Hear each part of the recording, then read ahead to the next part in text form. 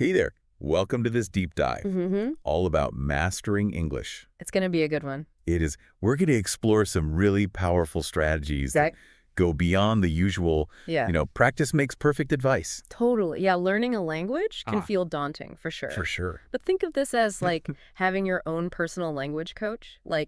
I like that. Right here in your ear, just guiding you through Awesome. the most effective techniques. Love it. Okay, so let's kick things off with a concept that might seem obvious, but is often misunderstood. Yeah. Immersion. Yes. So it's not just about surrounding yourself with English. It's more than that. It's about actively engaging with it. Absolutely. Like imagine how kids learn that first language, They're not studying grammar rules. They're just picking up those patterns naturally through that constant exposure and interaction. You can replicate that as an adult, even if you're not living in an English-speaking country. Okay, so give me some examples of those active immersion tactics. So instead of just passively watching your favorite shows with subtitles, try repeating phrases out loud, like shadowing the actors. Oh, that's good. Or find some online communities that revolve around your hobbies, like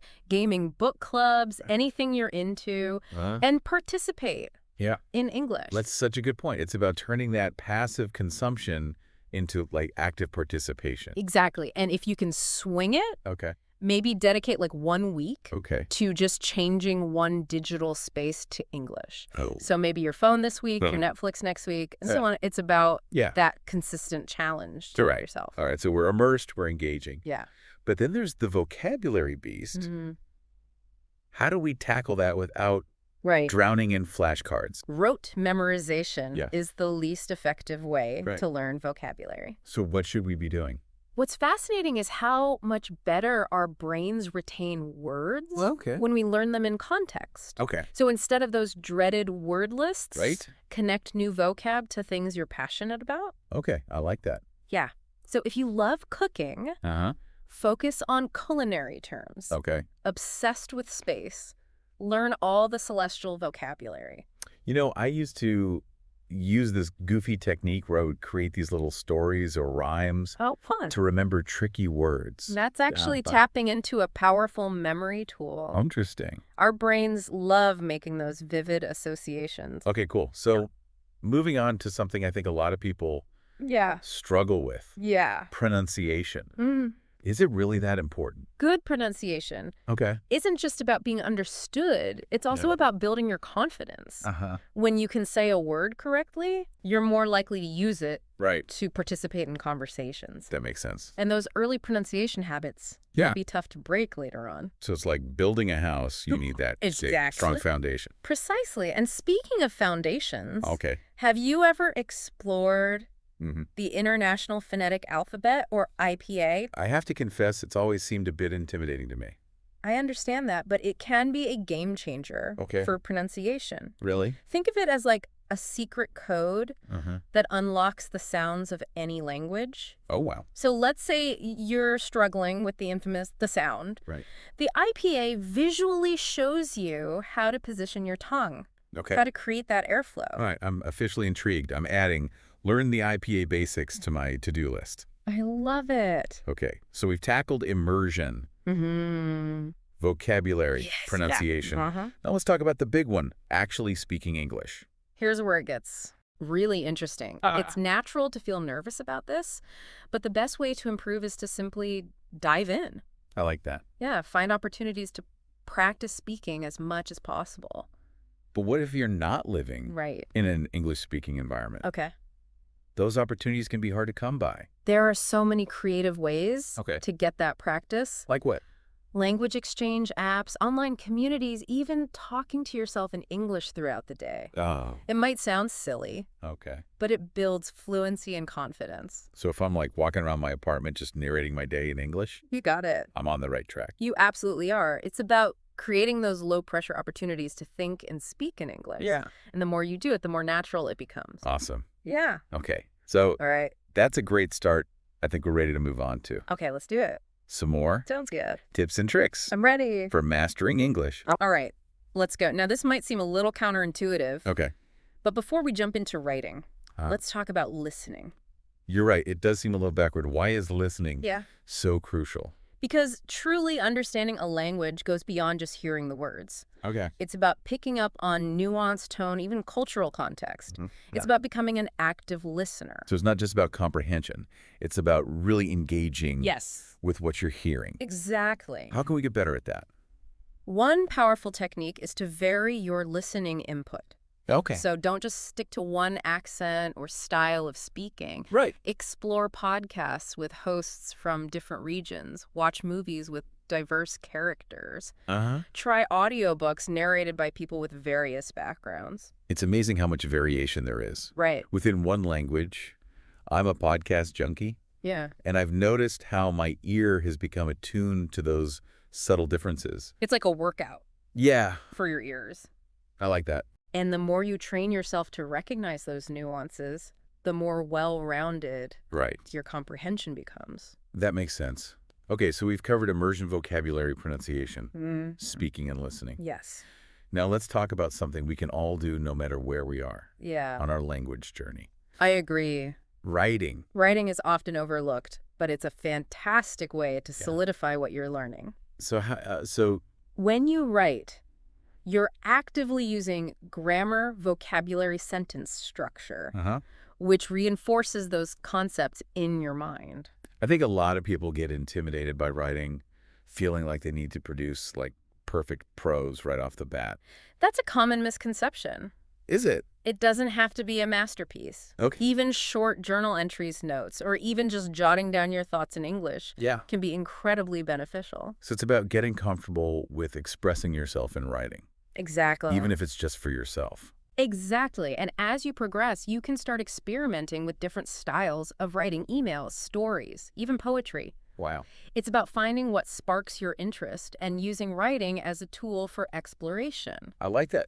Okay, I have to confess something. Grammar terrifies me. Oh. Do I really need to become like a grammar expert to master English? Grammar can seem daunting. Yeah. But think of it this way.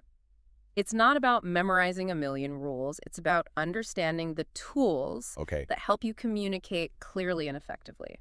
That's a much less scary way to look at it. Exactly. But how do we actually learn those tools without getting totally overwhelmed? One strategy I find helpful is to learn through examples. Rather than just memorizing rules.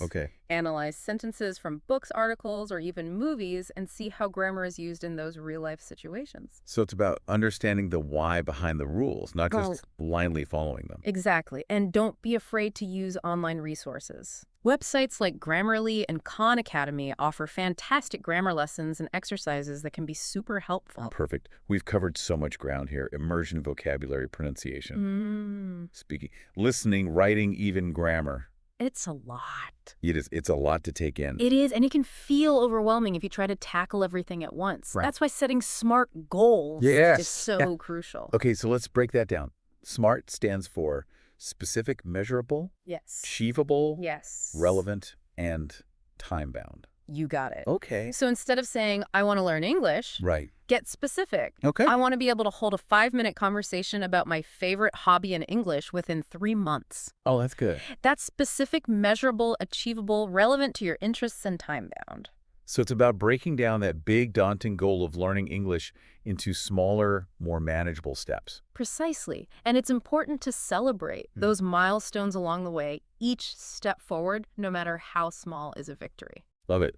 Speaking of milestones, any tips for those moments when it all feels a bit too much? Yeah. When motivation starts to dwindle? Remember why you started learning English in the first place.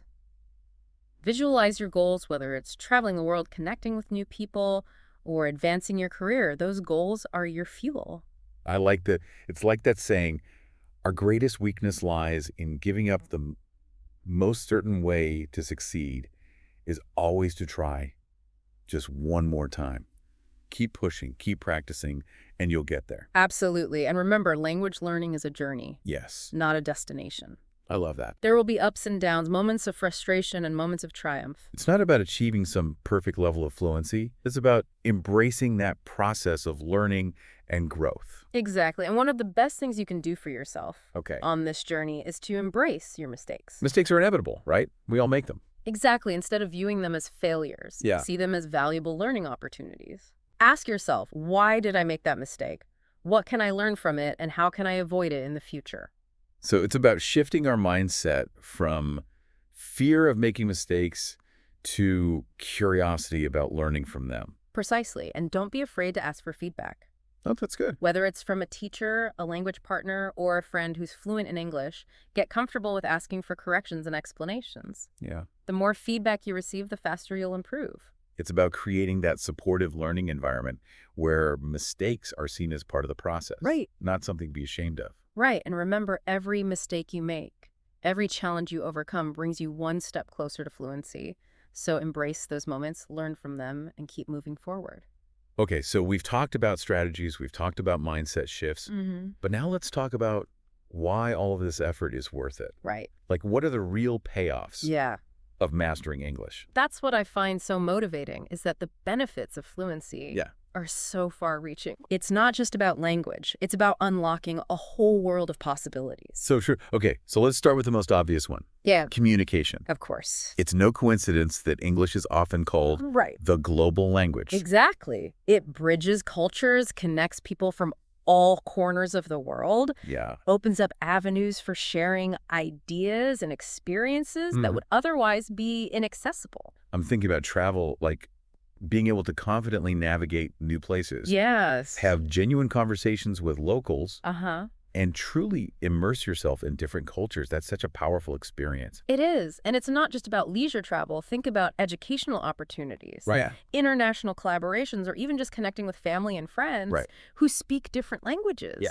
English can be the key to those relationships. It's so true. Okay, let's talk career. Okay.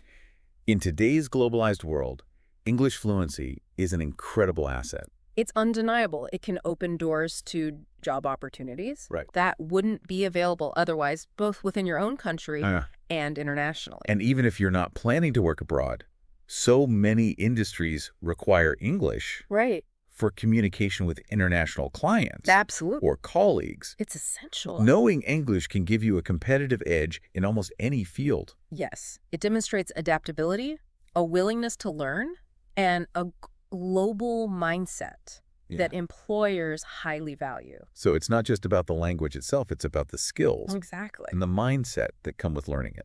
Precisely. It shows employers that you're capable of taking on challenges, adapting to new situations, bridging cultural gaps. Right. All essential skills in today's interconnected world. Absolutely. Okay, so we've got communication, travel, career advancement, all amazing benefits. Yes. But there's more, right? Absolutely. There's a whole universe of knowledge and entertainment that becomes accessible to...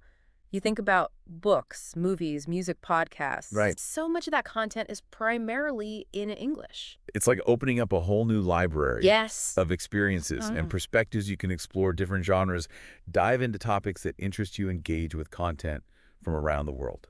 And let's not forget the cognitive benefits. Oh, right, the brain stuff. Research has shown that learning a second language, like English, can actually enhance brain function. Really? Tell me more. Studies have shown that bilingualism can boost memory, improve multitasking skills. Wow. And even delay the onset of cognitive decline. So it's like a mental workout.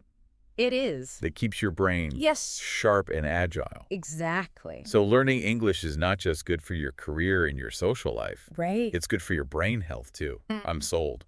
It truly is a win-win situation. And beyond all these tangible benefits, there's something deeply rewarding about the process of language learning itself. Well, absolutely. It's a journey of personal growth, of challenging yourself and expanding your horizons. It builds confidence, resilience, a sense of accomplishment. It does. That extends far beyond language. It's about embracing a new way of thinking, of connecting with the world in a deeper, more meaningful way. And that, I think, is the most valuable reward of all.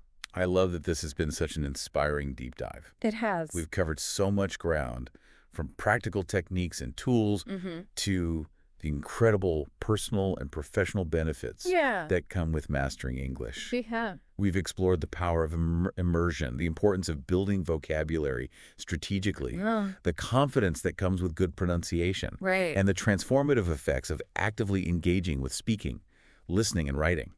We delved into the importance of grammar as a tool for clear communication. Yes. The effectiveness of setting SMART goals, the power of perseverance and embracing mistakes, and the incredible rewards that await those who embrace the challenge of language learning. It's a journey worth taking. It is. So as we wrap up this deep dive, yes, we want to leave you with one final thought. What's one small step? Okay. You can take today to move closer to your English learning goals. Good question. Write it down, commit to it, and get started. The world of English awaits you. Happy learning. And until next time, keep diving deep